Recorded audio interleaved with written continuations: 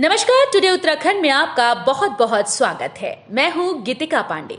हमारे प्यारे राज्य उत्तराखंड से जुड़ी हुई खबरों को जानने के लिए टुडे उत्तराखंड को सब्सक्राइब करें और उत्तराखंड के किस जिले से ये वीडियो देख रहे हैं कमेंट बॉक्स में हमें जरूर बताएं।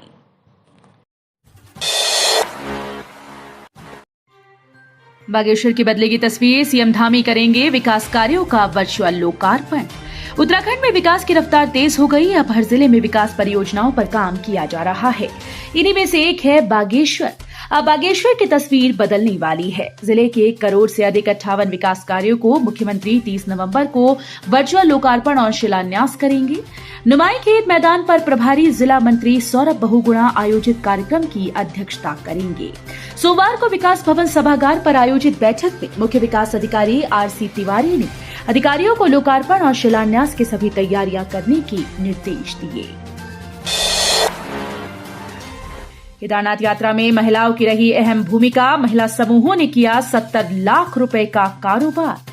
श्री केदारनाथ धाम यात्रा में स्वयं सहायता महिला समूहों की आय के साथ आर्थिकी भी मजबूत हुई।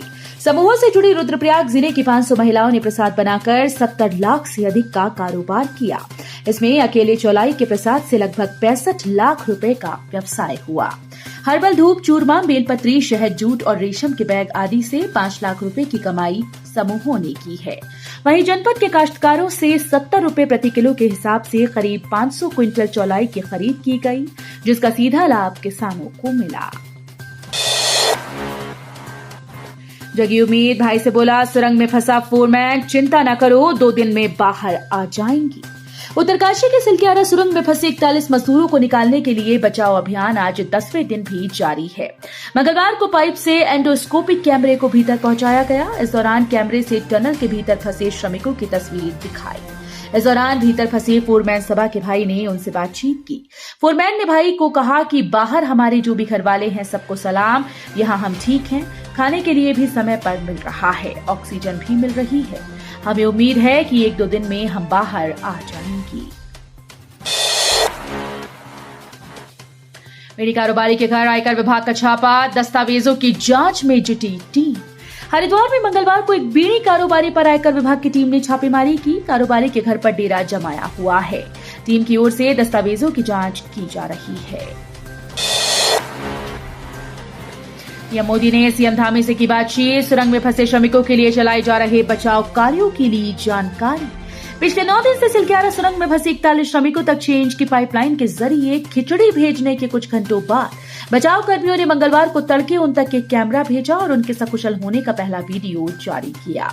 वहीं प्रधानमंत्री नरेंद्र मोदी ने मंगलवार को मुख्यमंत्री पुष्कर सिंह धामी को पुनः फोन कर निर्माणाधीन सुरंग में फंसे श्रमिकों को बाहर निकालने के लिए चलाए जा रहे बचाव और राहत कार्यों की जानकारी ली। जब रिटायर किए गए चालक और परिचालकों को बहाल करने का आदेश, इन कर्मियों ने दायर की थी याचिका। हाईकोर्ट ने उत्तराखंड परिवहन निगम प्रबंधन की ओर से दिव्यांगता की वजह से जबरन सेवानिवृत्त किए गए चालक परिचालकों को सवेतन बहाल करने के आदेश दिए। न्यायमूर्ति रविंद्र मैठाणी की एकल पीठ के समक्ष मामले की सुनवाई के बाद निर्णय सुरक्षित रख लिया था। गाफीकेरा में होगी आपदा प्रबंधन पर 6वीं अंतर्राष्ट्रीय कांग्रेस, 28 नवंबर से होगा आयोजन। राजधानी देहरादून में होने वाली आपदा प्रबंधन पर 6वीं अंतर्राष्ट्रीय कांग्रेस का आयोजन 28 नवंबर से 1 दिसंबर के बीच गाफीकेरा यूनिवर्सिटी में किया जाएगा। 4 दिन के इस सेमिनार में कुल 70 सेशन होंगे, जिसमें अंतर्राष्ट्रीय और राष्ट्रीय स्तर के वक्ता अपनी बात रखेंगे। करीब 600 डेलीगेट्स इस कांग्रेस में भाग लेंगे। तय समय सीमा हुई कम, अब 7 दिन में देना होगा नक्शा स्वीकृति का अनापत्ति प्रमाण पत्र। एकल आवासीय और गैर आवासीय भवन के नक्शे पास करने के लिए विभागों को 7 दिन में अनापत्ति प्रमाण पत्र देना होगा। प्रदेश सरकार ने एकल आवासीय और गैर आवासीय मानचित्र स्वीकृति के लिए अनापत्ति प्रमाण पत्र की प्रक्रिया में सरलीकरण किया है। महीने में मानचित्र के 70% लंबित मामलों का निपटारा न करने वाले अधिकारी का वेतन रोका जाएगा। शासनादेश में हुआ बदलाव। डीडीएमए में 4 कर्मचारियों को 18 साल की सेवा के बाद हटाया। जिला आपातकालीन परिचालन केंद्र रुद्रप्रयाग में बीते 18 वर्षों से अनुबंध पर तैनात 4 कर्मियों को सिर्फ इसलिए हटा दिया गया क्योंकि अब वो संशोधित शासनादेश के हिसाब से फिट नहीं बैठते, जबकि विभाग में अधिकतर कर्मचारी अनुबंध या आउटसोर्स पर कार्य कर रहे हैं। नीट पीजी की खाली सीट पर विशेष काउंसलिंग से होंगे दाखिले, जानिए जानकारी। नीट यूजी के तर्ज पर अब नीट पीजी की खाली सीट पर विशेष काउंसलिंग से दाखिले किए जाएंगे। इसके लिए एचएनबी चिकित्सा शिक्षा विश्वविद्यालय ने विशेष स्टे वैकेंसी राउंड की प्रक्रिया शुरू कर दी है। 22 से 26 नवंबर तक खाली सीट्स के लिए अभ्यर्थी ऑनलाइन पंजीकरण कर सकते हैं।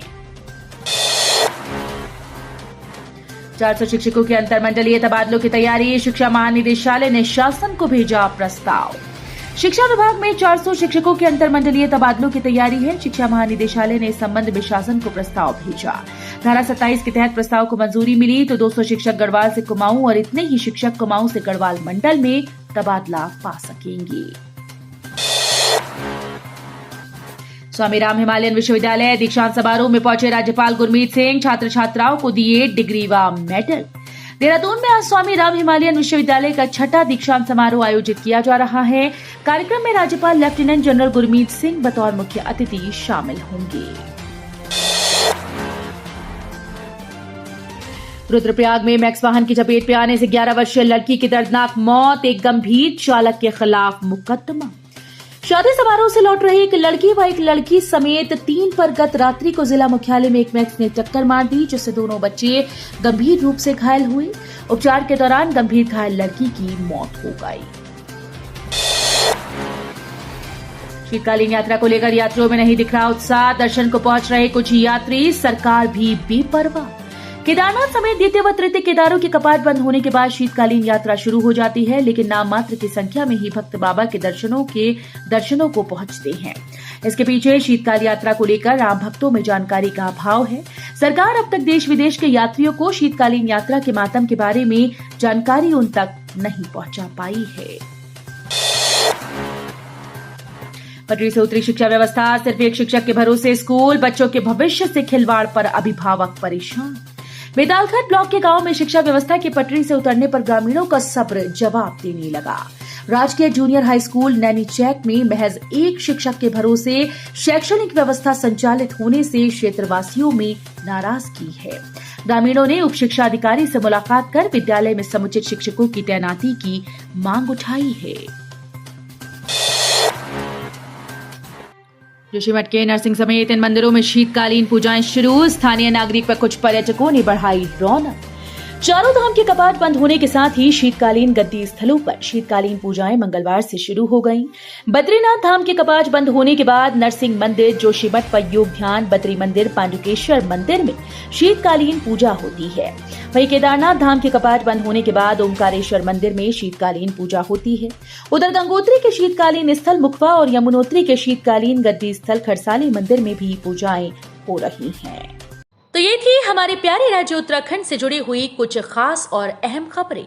इसी तरह की लेटेस्ट अपडेट पाने के लिए अभी सब्सक्राइब करें टुडे उत्तराखंड चैनल को। धन्यवाद।